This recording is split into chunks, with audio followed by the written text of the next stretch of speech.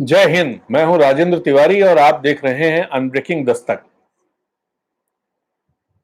तो बात शुरू करने से पहले जिन पर हमें चर्चा करनी है उन विषयों पर आने से पहले एक बार अपडेट है कि कोरोना पॉजिटिव की स्थिति, कोरोना संक्रमण की स्थिति अपने देश में क्या रही और दुनिया में क्या रही। तो सबसे पहले अपने देश की बात करते हैं। आज लगातार पांचवें दिन जो संख्या है आज कोरोना पॉजिटिव पाए जाने की वो 1500 से ज्यादा है। आज 1691 कोरोना पॉजिटिव अपने देश में पाए गए और इस तरह से कुल संख्या बढ़कर के 34,754 पहुंच गई है। 72 लोगों की मौत आज हुई है और मरने वालों की संख्या 1151 हो गई। महाराष्ट्र में सबसे ज्यादा 583 नए कोरोना पॉजिटिव केस पाए गए हैं और महाराष्ट्र में कोरोना पॉजिटिव मरीजों की संख्या 10,000 से ऊपर हो गई है। यह संख्या है 10,498। 27 लोगों की मौत हुई महाराष्ट्र में और यहां मरने वालों की संख्या 459 पहुंच गई है। गुजरात में 313 नए मामले आए और यहां कुल संख्या 4,395 पहुंच गई है। यहां भी 17 लोगों की मौत हुई और मरने वालों की संख्या 214 हो गई है। दिल्ली का अपडेट अभी हमारे पास नहीं है। मध्य प्रदेश में 65 नए मामले आए और यहां 7 लोगों की मौत हुई है। इस तरह मध्य प्रदेश में मरने वालों की संख्या 137 हो गई है। राजस्थान में 118 नए मामले आए, तमिलनाडु में 161, उत्तर प्रदेश में 77, आंध्र प्रदेश में 71, तेलंगाना में 22 नए मामले आए। यहां कुल मामलों की संख्या 1038 हो गई है और 3 लोगों की मौत तेलंगाना में आज हुई। इस तरह मरने वालों की संख्या 28 हो गई है। बंगाल में 33 नए मामले आए और कुल मामले यहां 758 हो गए। मरने वालों की संख्या 33 पहुंच गई है। आज बंगाल में 11 लोगों की मौत हुई। जम्मू कश्मीर में 33 नए मामले आए और कुल कोरोना पॉजिटिव की संख्या 614 पहुंच गई है। कर्नाटक में 30 नए मामले आए, केरल में 2 नए मामले आए, पंजाब में 105 नए मामले आए और यहां कोरोना पॉजिटिव की संख्या 480 हो गई है। यहां मरने वालों की संख्या भी 20 पहुंच गई है। बिहार में 19 नए मामले आए और यहां कोरोना पॉजिटिव की संख्या 422 हो गई है। हरियाणा में 28 नए मामले आए, उड़ीसा में 17, चंडीगढ़ में 6, उत्तराखंड में 2, असम में 4, छत्तीसगढ़ में 2 और झारखंड में 3 नए मामले आए हैं, जिसमें से 2 का पता चला है कि वो रांची के हिंदपीढ़ी से हैं और एक की जानकारी नहीं है कि वो कहां के रहने वाले हैं, लेकिन वो रिम्स के आइसोलेशन वार्ड में का मरीज है। हो सकता है वो रांची से ही हो। तो इस तरह से कुल संख्या कोरोना पॉजिटिव की अपने देश में 34,754 पहुंच गई है और मरने वालों की संख्या 1,151 हो गई है। दुनिया में देखते हैं कि क्या हुआ है।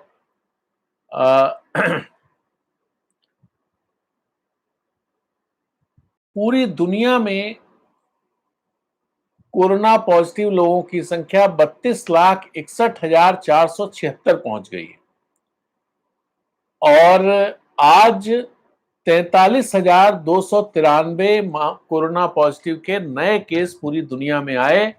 2,352 लोगों की मौत हुई है और मरने वालों की संख्या 2,30,381 हो गई है। अमेरिका में अब तक 9,259 मामले आ चुके हैं। इस तरह से यहां कोरोना पॉजिटिव केसेस की संख्या 10,73,463 हो गई है।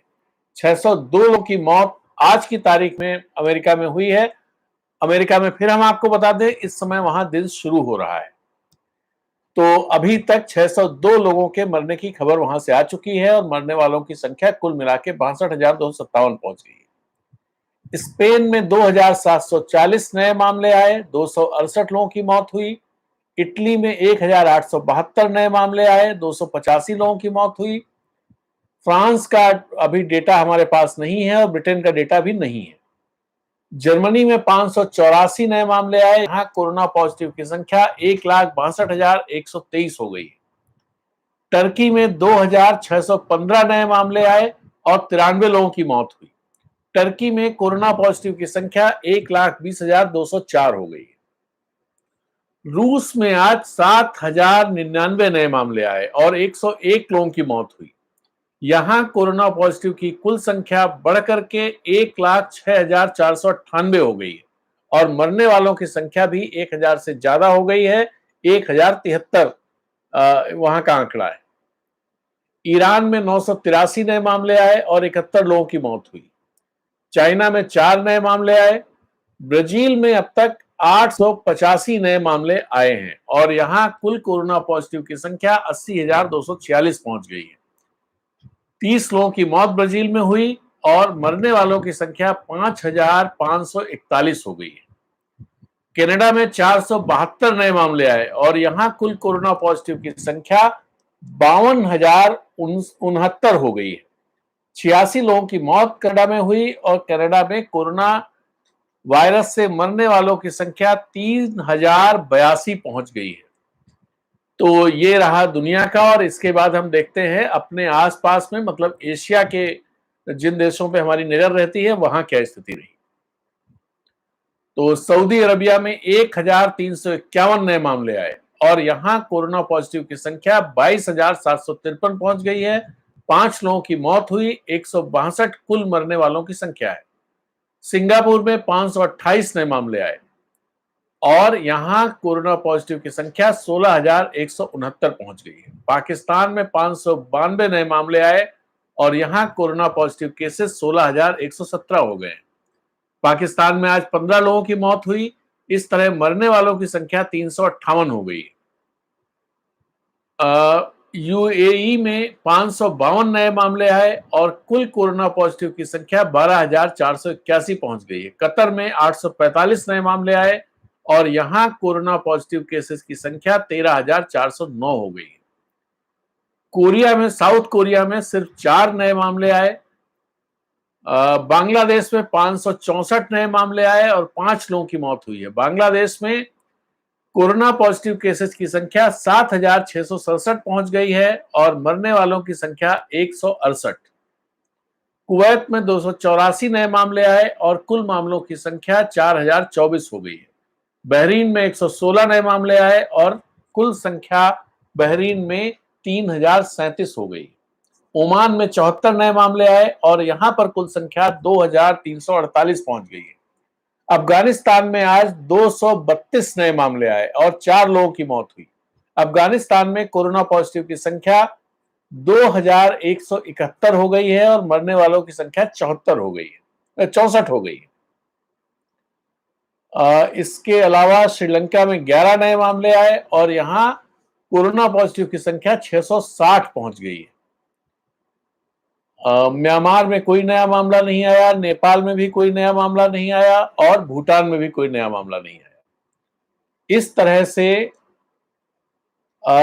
अगर आप देखें, पूरे आंकड़ों को देखें, तो दुनिया में जितने कोरोना पॉजिटिव केस पाए गए हैं उसके लगभग 1/3 यूनाइटेड स्टेट्स ऑफ अमेरिका से हैं और जितने लोगों की मौत हुई है उसमें से करीब 23-24% अमेरिका से है। ये संख्या खासी बड़ी है और ये संख्या ये दिखाती है कि लीडरशिप अगर गैर जिम्मेदाराना तरीके से बिहेव करे तो लोगों को किस तरह से झेलना पड़ता है।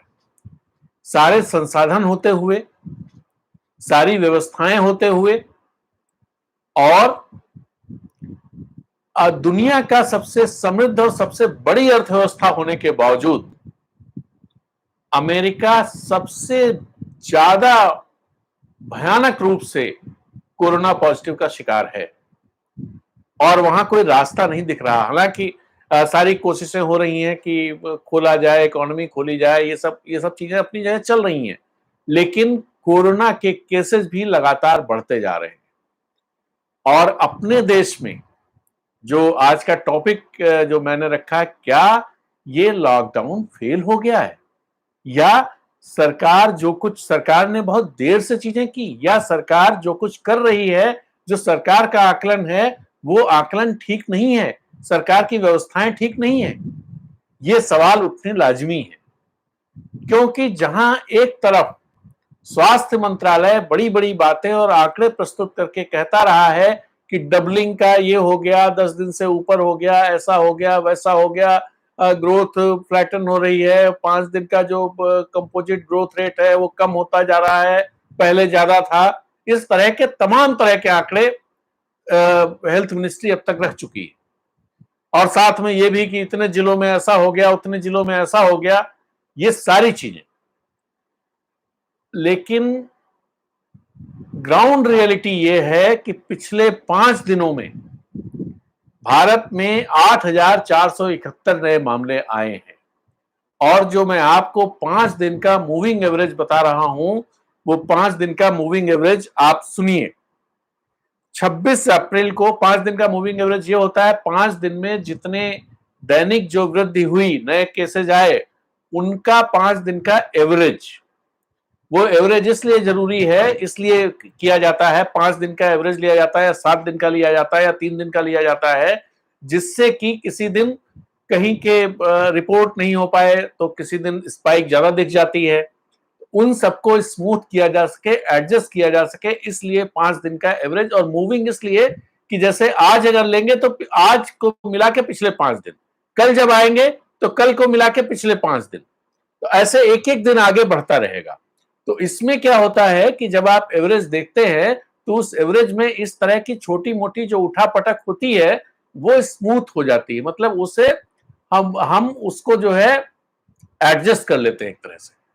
तो ये आपको बताया 26 अप्रैल को जो 5 दिन का मूविंग एवरेज था वो था 1445 नए केसेस का, 27 अप्रैल को 1451, 28 अप्रैल को 1573, 29 अप्रैल को 1581 और 30 अप्रैल को 1694। तो अब सवाल उठना लाजमी है कि जो बातें पिछले, आप सोचिए 30 जनवरी को पहला केस अपने देश में आया था, 30 जनवरी से 25 अप्रैल तक जितने केस आए हैं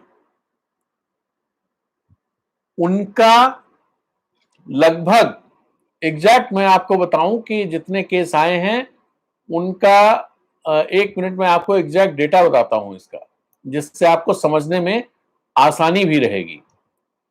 25 अप्रैल को 26,283 कुल कोरोना पॉजिटिव केसेज अपने देश में थे, और उसके बाद से 8,471 नए केसेज आ चुके हैं। इसका मतलब यह हुआ कि पिछले 5 दिन में 33% जो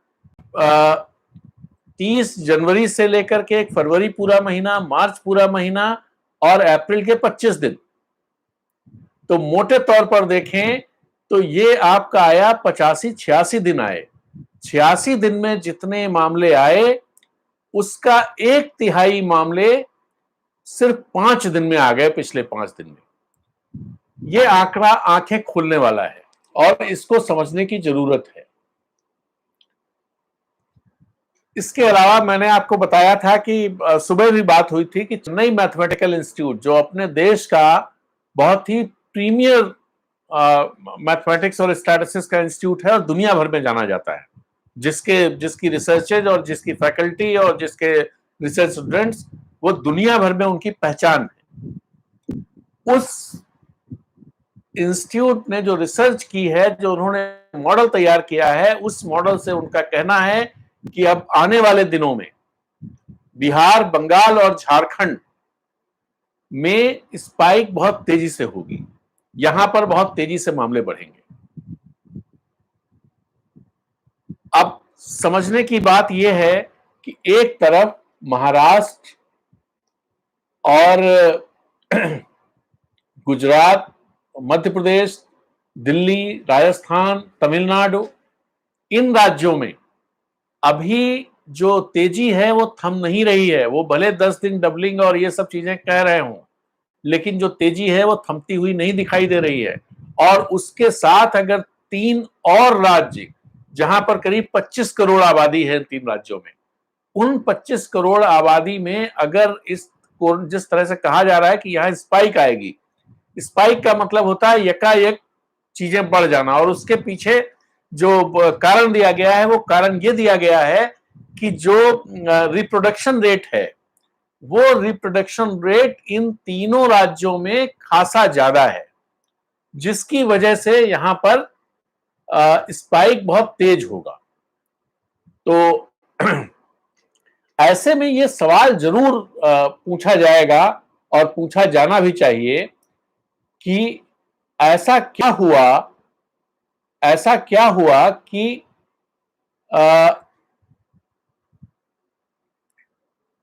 जो जिस तरह की बातें कही जा रही थी, पहले कहा गया कि 21 दिन का लॉकडाउन है, 21 दिन 18 दिन की महाभारत थी, 21 दिन की लड़ाई ये है और इसमें हमें लड़ना है। उससे क्या है, अगर नहीं कुछ गड़बड़ किया, हम लोगों ने चीजें नहीं मानी है, एहतियात नहीं बरते तो 21 साल पीछे चले जाएंगे। तो अब उसके बाद फिर दोबारा बढ़ाना पड़ा, अब 3 मई तक है। 3 मई तक में भी मामले थमते हुए नहीं नजर आ रहे हैं और जो आंकड़े सरकार की तरफ से जो राज्य सरकारों से बोले जाते हैं वो कुछ और होते हैं, जो प्रेस कॉन्फ्रेंस में जनता से कहे जाते हैं उनकी ध्वनि और होती है। उनमें ये बताया जाता है कि सब कुछ ठीक हो रहा है, सब बहुत अच्छा है, हमारे यहाँ बहुत सारे बेड्स हैं, बहुत सारी चीजें हैं और सब पूरी तैयारी है। लेकिन ये तैयारी कहीं दिखाई तो दे, इसका असर तो कहीं दिखाई दे। पूरी अर्थव्यवस्था ठप है लगभग 40 दिनों से। आज हम लोग 30 तारीख में हैं, 25 तारीख से लॉकडाउन चल रहा है, तो करीब 35-36 दिन से अर्थव्यवस्था पूरी तरह से 37 दिन से बंद है। नौकरियां जा चुकी हैं, रोजगार जा चुके हैं। आप देखिए कि इकोनॉमी का जो जीडीपी में जो कहा जा रहा है उसमें बहुत सारा डेंट लग चुका है। ग्रोथ रेट हमारी लगभग ना के बराबर रहने वाली है, ऐसा बहुत बड़े बड़े जो दुनिया के संस्थान हैं, आईएमएफ से लेकर के और ढेर सारे संस्थान जो रिसर्च करते हैं इस मामले में, उन सब का कहना है कि 0.6 0.5 इसके आसपास जीडीपी ग्रोथ रेट रहेगी। अब इतनी बड़ी कीमत चुकाने के बाद अगर आज हम वहीं पर खड़े हैं या और ज्यादा भयावह स्थिति में खड़े हैं जहां पहले थे, तो जरूर पीछे मुड़ के देखने की जरूरत है, जरूर अपनी सरकार से सवाल पूछने की जरूरत है कि आखिर गड़बड़ कहां हो रही है। मैं आपको कुछ उदाहरण बताता हूं, उन उदाहरणों को समझना जरूरी है। मार्च से 8 मार्च को पीपीई के लिए टेक्सटाइल मिनिस्ट्री को जिम्मेदारी सौंपी गई थी, जिसने पहली मीटिंग 18 मार्च को की। यह खबर मैं आपको बता चुका हूं पहले। और आज तक पीपीई सारी जगह नहीं पहुंच पाए। रैपिड टेस्टिंग में जो कोशिश की गई, आईसीएमआर ने जो बहुत हाई प्राइसेस पे खरीदा, 600 रुपए में, जो चीज 245 रुपए की थी, वो सारे बोगस निकल गए, उनको वापस लिया गया। उनमें बहुत सारे इस्तेमाल भी हो गए होंगे।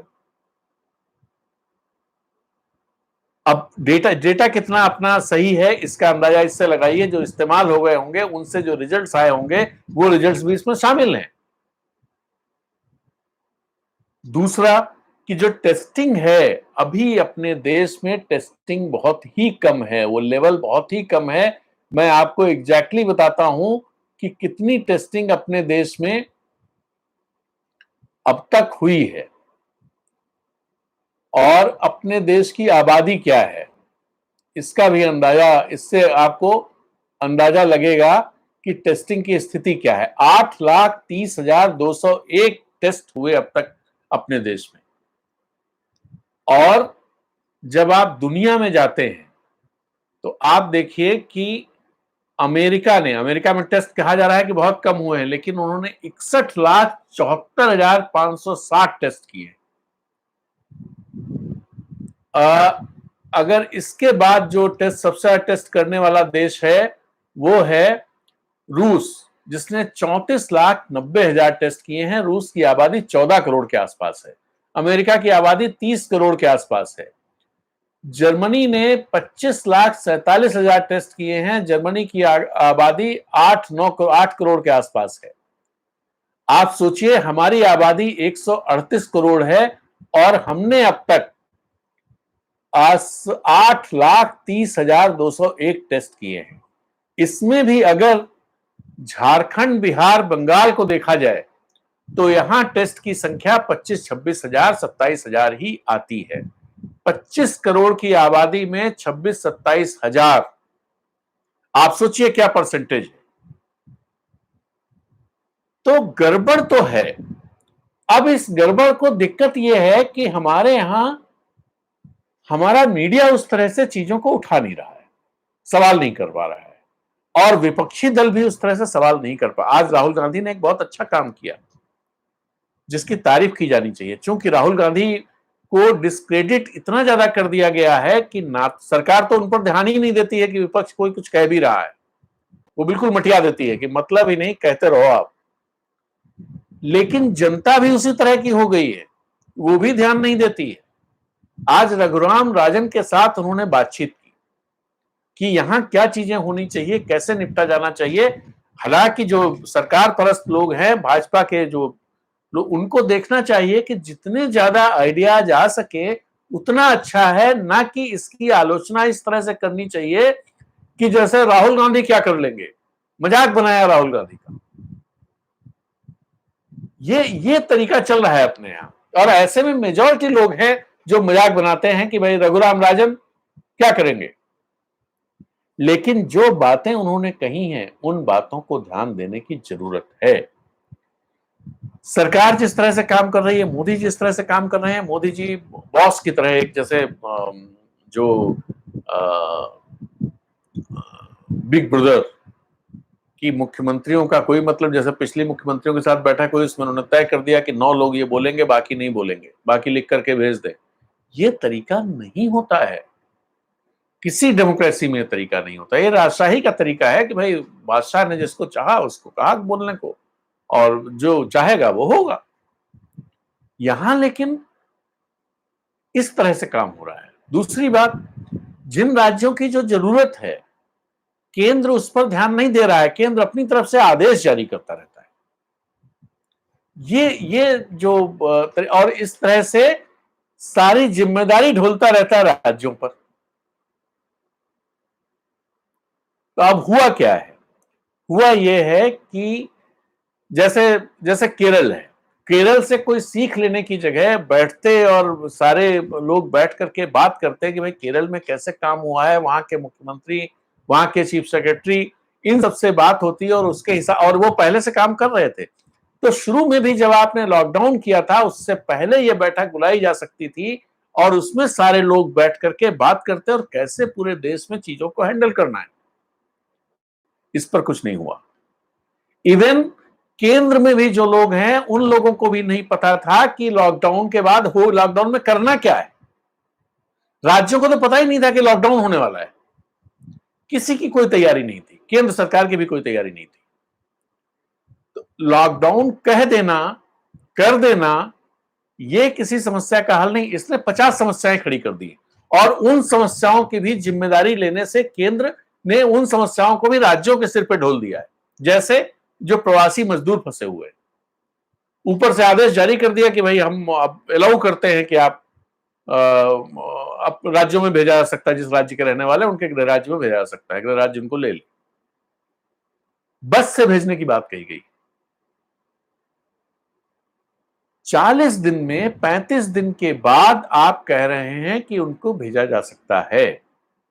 इसका मतलब यह हुआ, इस इंतजार किया जा सकता था 3 तारीख तक कि लॉकडाउन खत्म होगा तो चीजें नॉर्मल होगी, तो इनको, इसका मतलब यह हुआ कि जो ये लोग फंसे हुए हैं, इनकी कोई इंतजाम नहीं है, और ये जो लगातार प्रदर्शन कर रहे थे, सड़क पर निकल आ रहे थे, जिनकी खबरें मीडिया नहीं दिखाता है। मीडिया तो साधुओं की खबर दिखाएगा कि साधु मार दिए गए, मीडिया तो ये दिखाएगा यहां पथराव हो गया, मीडिया तो दिखाएगा कि ये मुसलमान जो है वो सब जिम्मेदार है, ये दिखाएगा मीडिया। लेकिन मीडिया ये नहीं दिखाएगा जो 25 लाख मजदूर झारखंड और बिहार के सिर्फ दूसरे राज्यों में फंसे हुए हैं, उनके खाने पीने का इंतजाम कुछ है कि नहीं है, उनके रहने का इंतजाम कैसा है, उनमें जो आप फिजिकल डिस्टेंसिंग की बात करते हैं उसका पालन कर पा रहे हैं कि नहीं, मतलब कर रहे हैं की बात नहीं है, कर पा रहे हैं कि नहीं। क्योंकि अगर हमारे पास स्पेस नहीं है तो हम सोशल डिस्टेंसिंग पालन कैसे करेंगे? ये सारे सवाल हैं। इसके अलावा आपके अस्पतालों में व्यवस्था नहीं है। और जो लोग ये कहते हैं, जैसे अभी एक स्टडी आई थी जो हेल्थ मिनिस्ट्री की थी। एक तो आईआईटी की स्टडी आई थी, आईआईटी और इंडियन इंस्टीट्यूट ऑफ साइंस, इस तरह से 3-4 जगहों की, 3-4 IIT Bombay, Indian institute of science और एक इंस्टीट्यूट और, 2 इंस्टीट्यूट और थे। इन 4 इंस्टीट्यूट्स की एक जॉइंट स्टडी थी जिसका मैंने यहां बताया था आपको। लेकिन इन सबको दरकिनार करके और मनमाने तरीके से काम हो रहा है। भाषण तो जरूर होते हैं, प्रधानमंत्री जी बहुत अच्छे-अच्छे भाषण देते हैं कि वो ये घड़ी है, परीक्षा की घड़ी है और सब एका दिखाना है और सब लोगों को लड़ना है और 138 करोड़ 130 करोड़ लोगों की फौज है जो लड़ेगी। तो भैया सब लड़ रही है, लेकिन आप क्या कर रहे हो? ये सवाल पूछे जाने की जरूरत है और ये वो मौका है जब अगर ये सवाल नहीं पूछा गया तो फिर बहुत ही भयावह स्थिति में हम लोग पहुंचने वाले हैं, ऐसा लग रहा है। ना पहुंचे, कामना तो यही है, इच्छा तो यही है कि ना हो ऐसा कुछ, लेकिन जो चीजें सामने दिखाई दे रही हैं उसमें ऐसा लग नहीं रहा है।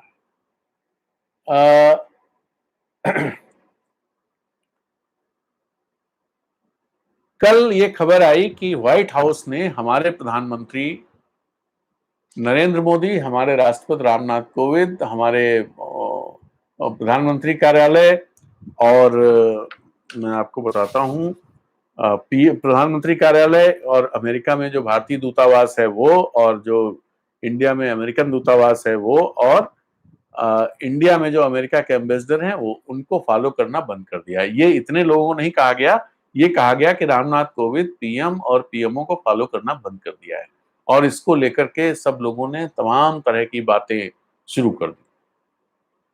राहुल गांधी ने भी मजे लेते हुए ट्वीट कर दिया। सारे चैनल्स ने, सबने, मतलब वो चाहे न्यूज 18 हो, चाहे इंडिया टुडे हो, चाहे मनी कंट्रोल हो, आज तो सबने इसे चलाया और सबने अपनी तरह से संकेत देने की कोशिश की, मजाक कोशिश की, भाई मोदी जी को आप फॉलो नहीं कर रहे हैं। ठीक है, इससे पहले 10 तारीख को ये खबरें चली थी कि मोदी जी अकेले राजनेता हैं दुनिया को जिसको व्हाइट हाउस फॉलो करता है, और बढ़ा चढ़ा के बहुत की, और उसको SCQ से जोड़ दिया गया कि भाई वो जो हाइड्रोक्सी क्लोरोक्विन है वो भारत ने भेज दी, इस वजह से संबंध बहुत बढ़िया हो गए हैं और इसलिए व्हाइट हाउस उनको करने लगा है, और मोदी जी और उनकी दोस्ती और सारी चीजें, और देश का मान बढ़ गया इसमें। इस तरह की खबरें खूब चली, इस तरह के ट्वीट खूब हुए। फिर जब कल ये खबर आई तो भाई दूसरी तरफ के लोग शुरू हो गए, और इवन पाकिस्तान के वेबसाइट्स ने भी ये करना शुरू कर दिया कि चूंकि USCIRF ने जो है वो ये कहा है कि ये इस देश को रखा है कि पर्टिकुलर कंसर्न वाली श्रेणी में रख दिया है, तो दोनों देशों के बीच में संबंध अच्छे नहीं रहे, इस सब की वजह से व्हाइट हाउस ने फॉलो करना बंद कर दिया, ये वहां कहा गया। यहाँ भी इस तरह की बातें हुई कि भाई GCC ने कहा था, मतलब जो गल्फ कंट्रीज हैं, और उस सब के उसमें व्हाइट हाउस ने बंद किया है। अब इसमें बड़े बड़े लोग, बड़े बड़े चैनल, बड़े बड़े अखबार, बड़े बड़े मीडिया हाउसेज, वो सब शामिल रहे। पोल तब खुली जब व्हाइट हाउस ने इस बारे में क्लैरिफिकेशन दिया, तो दोनों, जो 10 तारीख को जिन लोगों ने चलाया था उनकी पत्रकारिता क्या है, और वही लोग आज भी कल भी चला रहे थे, तो ये ले भागो पत्रकारिता वाले लोग हैं और इनकी पत्रकारिता की पोल खुल गई। व्हाइट हाउस ने कहा कि जब राष्ट्रपति जिस देश के दौरे पे जाते हैं तो शॉर्ट टर्म के लिए हम वहां के जो डिग्निटरीज हैं, टॉप डिग्निटरीज, और वहां का जो एम्बेसी वगैरह होती है, उन सबको हम फॉलो करते हैं, इसलिए कि जो हम लोग उस एक तो चीजें समझने के लिए कि क्या चल रहा है, और दूसरा ये कि कोई ट्वीट अगर हमारे राष्ट्रपति करें या व्हाइट हाउस करे तो उससे दूसरे लोग फटाफट रिट्वीट कर सकें, और ऐसे ही वहां भी कुछ हो रहा है तो यहां तक आ जाए और यहां से रिट्वीट किया जा सके, इसलिए किया जाता है। और फिर जब वो टूर खत्म हो जाता है, ट्रिप खत्म हो जाती है, तो फिर विथड्रॉ कर लिया जाता है कुछ दिनों बाद। अब आप देखिए कि जो 10 अप्रैल ये टूर हुआ था 23-24 फरवरी को, 10 अप्रैल को जो लोगों ने चलाया कि साहब दुनिया के अकेले राजनेता हैं, उन सब किसी भी बड़का भारी जो लोग हैं, उन बड़का बड़का भारी उन लोगों ने किसी ने ये जांचने की कोशिश नहीं की कि भाई फॉलो क्यों किया गया, कब किया गया था। सबने 10 अप्रैल मान लिया, सबने एससीक्यू मान लिया कि हाइड्रोक्सी क्लोरोक्विन की वजह से किया गया है। अब किसी ने ये जानने की कोशिश नहीं की, क्योंकि सबको वो चापलूसी करनी थी, और कोई वजह क्या हो सकती कि बेसिक सिद्धांत पत्रकारिता का है, कोई चीज अगर आए तो आप उसे क्रॉस चेक करिए, और जो सवाल, जिन सवालों के जवाब जो होते हैं, जो आप मनगढ़ंत तरीके से मत लाइए। 5W1H पत्रकारिता में कहा जाता है, कब मतलब 5W हुए, what, when, where, whom and which, और H हुआ हाउ, कब, कहां, क्यों, कैसे, कौन। इनकी पड़ताल की जानी चाहिए। और जो आप जो भी लिखते हैं पीस, ये बेसिक कहा जाता है कि इनके जवाब उसमें होने चाहिए। अगर इनके जवाब नहीं है तो खबर को उस जगह पर ये सवाल खड़े करके छोड़ देना चाहिए। अब इस सवाल को क्या इनके जवाब ईमानदारी से तलाशे किसी ने? अगर तलाशे होते तो ये नहीं कोई कहता कि 10 अप्रैल को एससीक्यू की वजह से कर दिया गया, और ये छोटे मोटे पत्रकारों ने कहा हो, छोटी मोटी अखबारों ने कहा हो, छोटी मोटी पत्रिकाओं ने कहा हो, लोकल चैनल्स ने कहा हो, ऐसा नहीं है। ये सब उन मीडिया हाउसेज ने कहा जिन मीडिया हाउसेज के अमेरिका में भी करस्पॉन्डेंट्स हैं, उनके लोगों की रीच है उन सब जगहों तक, वो इसे क्रॉस चेक कर सकते हैं, लेकिन उन्होंने नहीं किया। किसी ने देखा, किसी ने चेक किया होगा व्हाइट हाउस का हैंडल, तो उसमें देखा रहे ये तो पीएम मोदी, फिर आगे देखा होगा तो और कोई दुनिया का नेता है ही नहीं इसमें, तो उन्होंने 10 अप्रैल से ही चला दिया। जबकि ये चीज फरवरी के तीसरे हफ्ते में अगर ट्रिप थी तो हमें लगता है दूसरे हफ्ते या तीसरे हफ्ते की शुरुआत में फॉलो कर लिया गया होगा, जैसा व्हाइट हाउस कह रहा है, और अब उन्हें अनफॉलो कर दिया गया। लेकिन आप ये देखिए, सब जगह देखिए, आप मीडिया हाउसेज ने क्या किया, आप ट्विटर तलाश के देखिए क्या चीजें आई। ट्विटर तलाश के देखिए क्या चीजें आई हैं। तो ट्विटर तलाश करके अगर आप देखेंगे तो इतना हास्यास्पद अब लगेगा, जिन बड़े बड़े लोगों ने किया है ट्वीट, जिन चैनल्स ने किया है। आपको नाम बताएं, रशीद किदवई ने अभी कल ट्वीट किया कि मजाक बनाते हुए मोदी जी का, राहुल गांधी ने, ठीक ऐसे मतलब ढेर सारे लोगों ने, जो बड़े बड़े लोग हैं। अब अगर ये लोग इतने गैर जिम्मेदाराना तरीके से, मीडिया हाउसेज एंड देन फिर ये लोग जो मतलब देश को चलाने की जिम्मेदारी जिन लोगों पर है, या जो समझते हैं कि उनको ये जिम्मेदारी मिलनी चाहिए, और जो इंटेलेक्चुअल लीडरशिप देने की बात करते हैं, अगर बेसिक्स जो पत्रकारिता के हैं, या कोई भी चीज ऐसा हुआ तो पता किया जाना चाहिए ना क्यों हुआ। तो उसको पता किए बिना कहीं सुनी बातों पर अपने रिएक्शन देना, ये क्या है? ये सबसे बड़ी पोल खोल चीज रही है मेरे हिसाब से, जो अपने यहाँ की पत्रकारिता जिस तरह चलती है वो उसकी पोल खुल गई है। लेकिन अब इसको कोई इस तरह से नहीं कहेगा, इस पर मैं एक अलग से वीडियो भी डालूंगा। तो आज की बात खत्म करते हैं, और कल सुबह फिर मिलेंगे। तब तक के लिए गुड नाइट, शुभ रात्रि, शब्बा खैर, जय हिंद, वंदे मातरम।